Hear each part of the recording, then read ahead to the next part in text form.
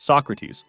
Socrates, often credited as the founder of Western philosophy, never wrote a text. We mainly know about him thanks to his student Plato, who wrote his teachings as dialogues. He's known for the concepts of the Socratic method and Socratic irony. The Socratic method takes shape in dialogue using short questions and answers, in which Socrates and his interlocutors examine various aspects of an issue or an abstract meaning and find themselves at an impasse, completely unable to define what they thought they understood. Socrates would pretend to be ignorant of the topic under discussion to draw out the inherent nonsense in the arguments of his interlocutors. This was called Socratic irony. Socrates' theory of virtue states that all virtues are essentially one since they are a form of knowledge. For Socrates, the reason a person is not good is because they lack knowledge. Another famous dictum, "No one errs willingly," also derives from this theory. One of Socrates' most famous quotes is, "I know that I know nothing."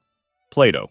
Plato is most known for his theory of forms, which denies the reality of the material world, considering it only an image or copy of the real world. While we may see multiple instances of different individual trees, including different species, these are all different imitations of the form of the tree, which isn't any particular tree, but rather a perfect, unchanging, ideal tree, with all the qualities that could ever make something identifiable to us as tree-ish. This theory is often explained using the allegory of the cave, where Plato describes a group of people who have lived chained to the wall of a cave all their lives, facing a blank wall. The people watch shadows projected on the wall from objects passing in front of a fire behind them and give names to these shadows. The shadows are the prisoner's reality, but they are not accurate representations of the real world. The shadows represent the fragment of reality that we can normally perceive through our senses, while the objects near the fire represent the true forms of objects that we can only perceive through reason.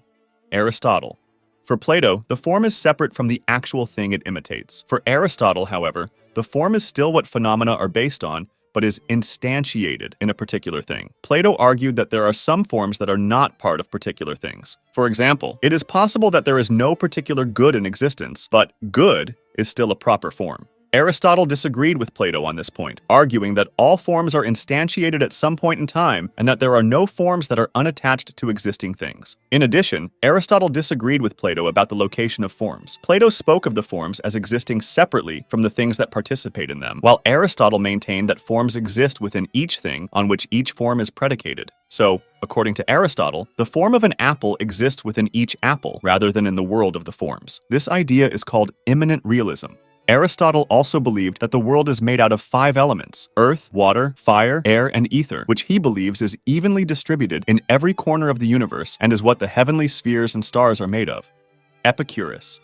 Epicurus asserted that philosophy's purpose is to live and help others to live happy and tranquil lives, seeking to remove pain or fear. He thought that the biggest enemy of happiness is also the main reason humans invented philosophy: the fear of death. He also thought of a solution to this, saying that there is no reason to fear death, as when we exist, death does not exist, and when death exists, we do not exist. He thought that the entire universe consisted of 2 things: matter and void. Matter is made up of atoms, which are tiny bodies that have only the unchanging qualities of shape, size, and weight. They said that in order for the universe to persist, what it is ultimately made up of must not be able to be changed, or else the universe would be essentially destroyed. Epicurus holds that there must be an infinite supply of atoms, although only a finite number of types of atoms, as well as an infinite amount of void. Because of the infinite supply of atoms, there are an infinite number of worlds. Epicureans believed that senses also relied on atoms. Every object was continually emitting particles from itself that would then interact with the observer. All sensations, such as sight, smell, or sound, relied on these particles. While the atoms that were emitted did not have the qualities that the senses were perceiving, the manner in which they were emitted caused the observer to experience those sensations. For example, red particles were not themselves red, but were emitted in a manner that caused the viewer to experience the color red. Because of Epicurus's heavy reliance on the senses, he can be labeled as an empiricist. Pythagoras.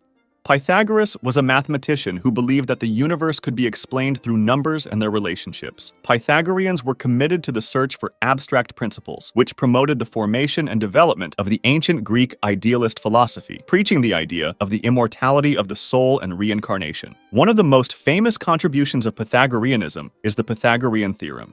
Diogenes.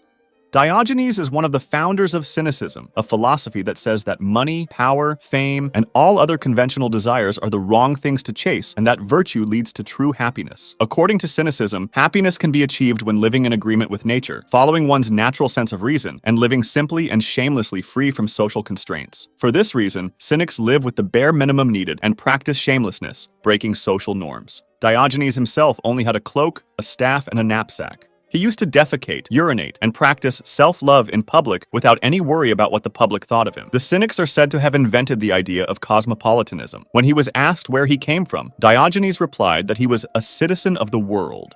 I'll be making other philosophy videos. Subscribe to see them.